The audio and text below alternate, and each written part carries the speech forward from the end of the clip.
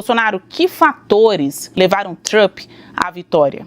Basília, boa noite, deputada. Eu acredito que os principais fatores foram o foco na questão interna norte-americana, né? Ele está vendo o americano comum, né, da classe média, que é a maior parte da fatia aqui do eleitorado americano. Ele está preocupado com a questão da inflação, né, que vem subindo muito, e o americano não é acostumado com essa questão da inflação. Então ele compara, por exemplo, como é que estava a vida durante o governo Trump e como é que está a vida hoje em dia. E nessa comparação, ele tem saudade do passado. Então esse é o primeiro aspecto positivo.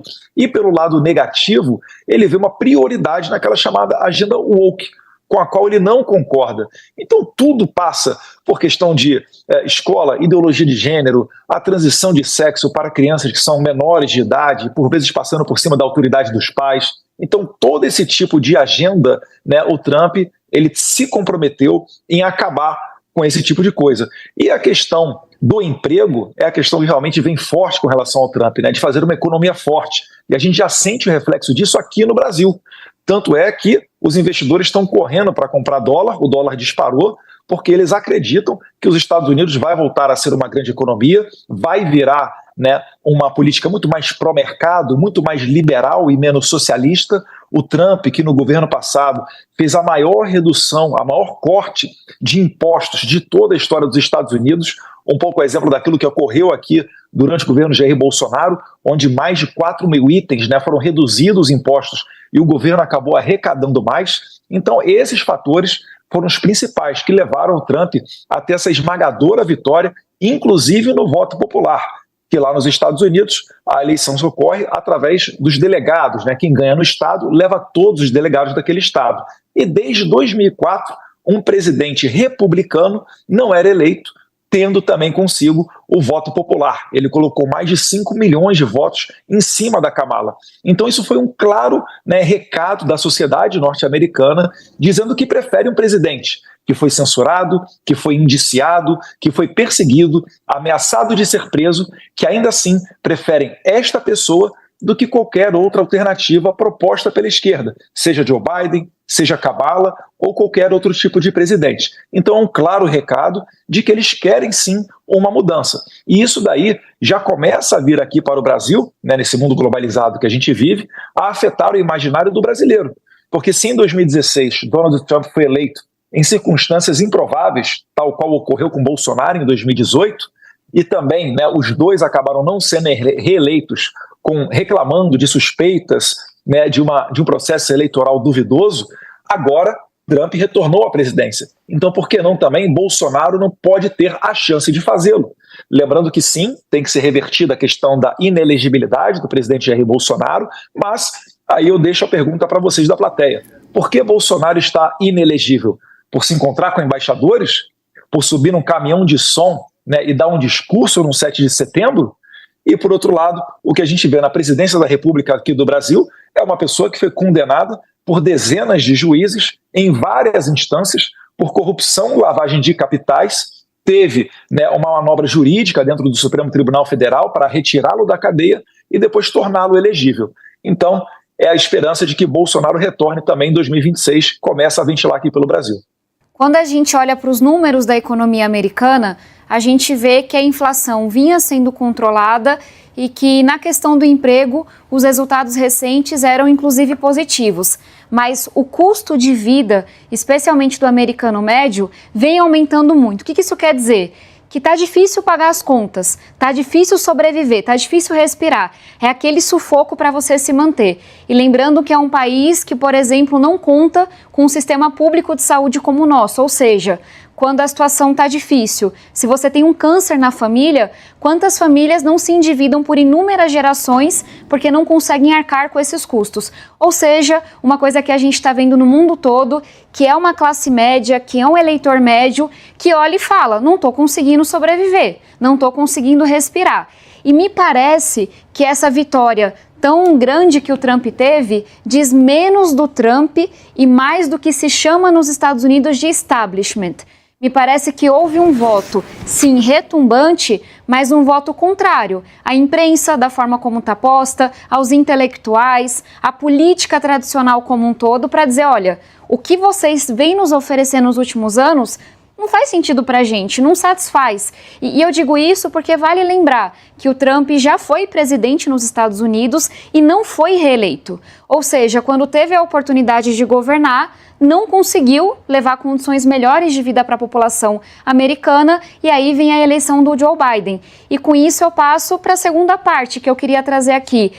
A gente vê inúmeras lideranças mais extremistas de direita mundo afora que tem uma narrativa, um discurso que encaixa, porque talvez uma parcela até da centro-direita, da esquerda como um todo, não está conseguindo falar com esse eleitor que fala, não estou conseguindo respirar, não estou conseguindo pagar as minhas contas. Mas quando esses líderes, muitos deles autoritários, chegam ao poder, eles não conseguem entregar. Eles não conseguem fazer diferente. A gente viu aqui no Brasil com Bolsonaro se elegeu com um discurso parecido antissistema, não conseguiu melhorar a vida das pessoas, não conseguiu fazer um bom governo, não foi reeleito. A mesma coisa aconteceu nos Estados Unidos. Então a pergunta que eu me faço essas narrativas e muitas vezes cortinas de fumaça cumprem um bom papel de endereçar durante a eleição. Mas quando chega o mandato, entregar, fazer mudança é outra história. E vale relembrar, porque o deputado trouxe aqui, que tem uma mudança muito grande entre o sistema eleitoral brasileiro e o sistema eleitoral americano. Nos Estados Unidos não existe de forma bem ampla o arcabouço que a gente tem com a justiça eleitoral. Não existe lei da ficha limpa. Então, Trump cometeu crimes, não houve uma restrição para que ele pudesse competir por conta desses crimes, como há aqui no Brasil. Se você comete um crime eleitoral, se você contesta, inclusive o próprio processo eleitoral, você fica inelegível. Então tem uma grande diferença que Bolsonaro, pelos crimes que cometeu, não pode disputar uma reeleição, não é candidato aqui no Brasil, mas acho que fica o aprendizado para todo o campo democrático. O que é que se fez de errado nos Estados Unidos para que a gente não repita aqui? Bolsonaro, você está nos Estados Unidos? Onde e por quê?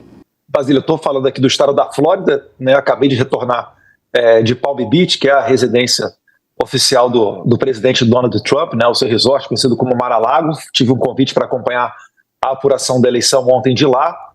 Um jantar um tanto quanto reservado, especial. Contou com a presença de diversas personalidades, Elon Musk, Vivek, Trump Jr., Jared Kushner, pessoas que têm uma grande influência internacional, e é por isso que eu estou aqui nos Estados Unidos. Tabata, você também tem afinidade com os Estados Unidos, é formada lá, explica também para o nosso público. Basília, estou falando aqui de São Paulo, sou deputada federal por São Paulo, estava ontem em Brasília, acompanhando a sessão na Câmara dos Deputados, hoje aqui em São Paulo trabalhando, estou no meu segundo mandato, disputei a prefeitura aqui na capital, tive mais de 600 mil votos, então feliz, animada, muito trabalho pela frente, e só para explicar para quem nos acompanha, sou formada em Harvard em Ciência Política e Astrofísica, então por 4 anos morei nos Estados Unidos.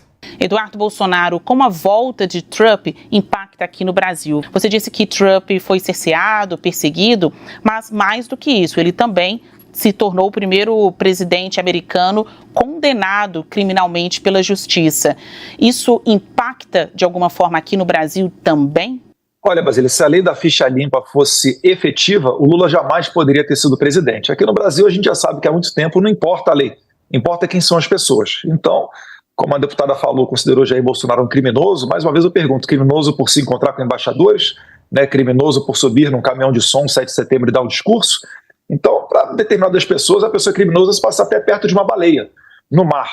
Então isso daqui no Brasil é tudo uma questão de narrativa, é cortina de fumaça que, enfim, a própria deputada acabou falando até com certa propriedade, até determinado ponto no começo eu fui concordando com ela pelas razões da eleição do Trump, mas depois vem um diagnóstico totalmente errado, né? Nós não somos extremistas, nós não somos radicais. Eu só não quero é que meu filho vá para a escola e retorne com uma orientação diferente. Eu quero que ele aprenda português, matemática, inglês, para de repente ter a mesma oportunidade de estudar no exterior, numa boa instituição. Então acredito que é mais ou menos por aí. Agora, focado na pergunta que foi com relação aos impactos no Brasil, ele já começa isso a acontecer, né? Dias antes da eleição, o Lula, matéria da Folha de São Paulo, falou que uma eleição, uma vitória de Trump nos Estados Unidos traria, né, em cena uma outra face do nazismo. E agora ele dá parabéns, né, e deseja sorte e sucesso ao presidente Donald Trump. Então você já vê aí uma mudança nessa comunicação. No entanto, né, o núcleo duro do governo, como Gleisi Hoffmann, Fernando Haddad e o ministro Paulo Teixeira, não conseguiram ainda encaixar esse discurso, né? Estão falando, o Fernando Haddad falou que acordou uma manhã tensa, o Paulo Teixeira teceu críticas, muito além de críticas, né, quase xingamentos ao presidente norte-americano, a Gleisi Hoffmann mais ou menos no mesmo sentido. Então o governo brasileiro ele vai ter que primeiro se acertar para ver que tom que ele vai adotar. E uma outra questão, né, falei aqui do dólar, o dólar passou de R$6, algo que nunca tinha ocorrido nem quando o Brasil tinha a pandemia, o que deixa claro o que era uma política liberal comandada pelo ministro Paulo Guedes e o que é esse desastre que está acontecendo com Fernando Haddad. Então os impactos no Brasil serão muitos e eu espero que o governo tenha a responsabilidade, porque senão daqui a pouco até a Argentina vai estar passando o Brasil. Tabata, você que tem uma visão muito mais progressista de mundo, como a volta de Trump impacta o Brasil? Basília, a minha primeira preocupação, imagino que seja a mesma do governo federal, é entender o que muda no quebra-cabeça mundial da geopolítica e que oportunidade o Brasil pode encontrar nisso. Vou trazer um tema. Quando a gente olha para a questão ambiental, para a questão climática, a gente sabe que isso não é balela. A gente viu aqui em São Paulo as chuvas fortes, a gente vem passando ondas de calor, a tragédia no Rio Grande do Sul, esse negócio é real. E os cientistas vêm avisando. Pois bem, Donald Trump tem uma visão de negar, de dizer que isso não existe. E a gente pode esperar que com as falas que ele fez até aqui, os Estados Unidos aperte o pé no freio na questão climática, tirando inclusive financiamento, que é muito importante para o mundo. Se a gente tenta ter uma visão um pouco mais de buscar oportunidade, que eu acho que é isso que uma nação soberana tem que fazer, talvez haja um espaço para o Brasil ocupar uma liderança maior. Os Estados Unidos, pelo tamanho que tem, é uma liderança natural em qualquer assunto, na questão climática vinha sendo. Com esse recuo que a gente espera, tem aí uma oportunidade para que o Brasil, especialmente aqui na América Latina, possa assumir ainda mais a liderança nesse debate tão importante. Se a gente olha para a questão econômica, o Trump ele vem trazendo um discurso de fechar a economia americana, inclusive falando de substituição de coisas que hoje são importadas. E vocês faziam esse debate ainda mais cedo. É algo ruim para os americanos. Você fechar a economia tende a aumentar os custos. Mas acho que cabe um debate aqui. Com a postura anti-China de Donald Trump, será que tem espaço para o Brasil aumentar as relações econômicas com os Estados Unidos? É um caminho a ser construído. E aí um comentário que vou fazer super rápido pelo tempo, me preocupa uma aproximação de Donald Trump com lideranças que são autoritárias, como é o Putin na Rússia, e aí a gente tem que entender qual é o impacto aqui no Brasil. Tabata Amaral, o que esperar da relação, então, entre Lula e Trump? Primeiro, Basília, reconhecer a importância desse posicionamento do presidente Lula e, inclusive, a postura da Kamala Harris, que também reconheceu a vitória do Trump e fez uma fala de estadista olhando para frente. Lembrando que quando o Trump perdeu a sua reeleição lá atrás, ele não teve a mesma postura e é por isso, inclusive, que vem sendo investigado. Olhando para frente, que é o que eu estou sempre tentando fazer quando falo da questão ambiental, da questão econômica, me parece que o interesse do governo, o interesse do povo brasileiro nesse momento é reconhecer que esse é o resultado de uma democracia, que o povo americano deixou seus recados nas urnas. A gente pode debater, aprender, analisar, mas o que importa é que Donald Trump é agora presidente eleito dos Estados Unidos e deve sim, espero, ter uma boa relação de colaboração com o Brasil, em temas que são muito caros para a gente, como são os temas ambientais. É naturalmente um diálogo mais difícil, por terem visões de mundo diferente, mas quando a gente fala de temas econômicos, de novo, nesse momento em que os Estados Unidos querem se fechar à China, eu vejo que aí pode existir uma oportunidade econômica muito importante para o Brasil. E aí só aproveitar para fazer um comentário, para a gente ter muito cuidado de não traduzir o que acontece nos Estados Unidos como se de alguma forma fosse preditor de algo do que vai acontecer aqui no Brasil. Historicamente, os pêndulos vão na direção, inclusive, contrária, quando a gente olha a história. O que fica é uma eleição. Você tem nos Estados Unidos um sistema bipartidário, isso já muda as coisas. No Brasil, são mais de 30 partidos políticos, eles não têm segundo turno aqui como a gente, e se a gente olha para a eleição municipal, que eu inclusive acabei de participar, tem candidaturas que são boas para ir para o segundo turno, mas que aqui no Brasil foram derrotadas porque são consideradas mais extremistas. Pois é, Tabata e Bolsonaro, tem muita gente, especialmente na internet, com o mantra, se acontece nos Estados Unidos, olha, vai chegar aqui no Brasil. Então, Eduardo, para você, o que esperar da relação entre Lula e Trump? O governo faz sinalizações, demonstrações de que irá optar por uma relação pragmática, menos pessoal. Olha, seria o ideal, Basília. É isso daí que nós realmente esperamos de um governo responsável, né? Só que se o Lula mantiver a sua tradicional conduta, por exemplo, recebendo navios de guerra sancionados pelo Irã no porto do Rio de Janeiro, ele vai ter problemas com o Donald Trump, porque uma das bandeiras que foi muito implementada nos Estados Unidos, de que ancorou o retorno de Donald Trump, é de resgatar a liderança norte-americana e não ser um país onde os outros não respeitam. Eu citei há um tempo atrás a saída do Afeganistão, quando o Biden retirou as tropas de lá. Todo mundo lembra daquelas cenas dos afegãos se agarrando em aviões militares americanos e acabando por falecer depois de se soltar de uma altura muito alta, aquela cena ali que horrorizou o mundo inteiro. Isso daí são cenas que ninguém quer ver se repetir. O Donald Trump, quando ele tentou a sua reeleição e não conseguiu ser reeleito, a gente vai lembrar que muita gente dizia, olha, agora vai ser iniciado com o Joe Biden um tempo de paz. E não foi isso que a gente assistiu naquele momento. A gente viu várias guerras, a gente viu a Rússia invadindo a Ucrânia, a gente vê agora o conflito entre Israel e o Hamas, você vê a China fazendo exercícios militares em torno de Taiwan, a Coreia do Norte voltando a se aventurar em fazer testes com mísseis no Mar do Japão.